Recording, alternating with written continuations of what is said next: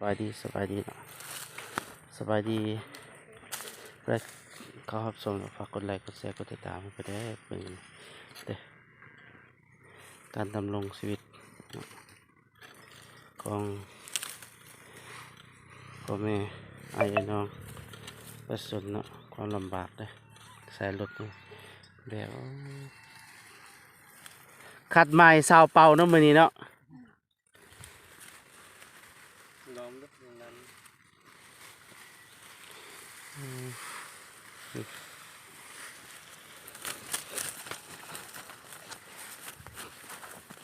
น่ากินไหมโอ้รถยังเขาเอิ้นรถยังวะเด้มาใส่อยู่มาใส่อยู่นี่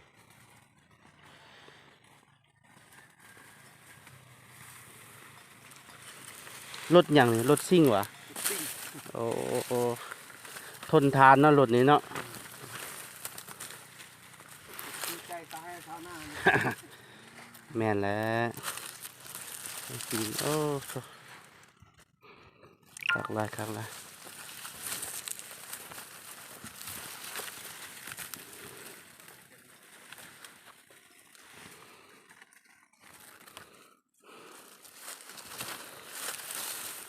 รถคู่ใจพะสัน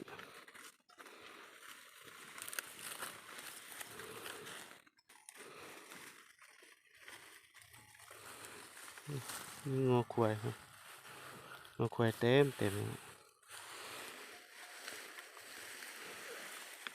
ฝากกดติดตามกดไลค์กดแชร์เดี๋ยวจะเป็นกำลังใจนะ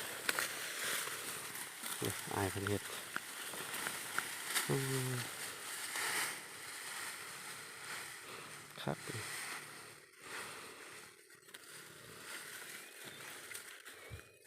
ขึ้นเทิงได้ว่ารถนี่โอ้ขึ้นเทิงได้ปะนะขึ้นภูขึ้นผามาได้รถ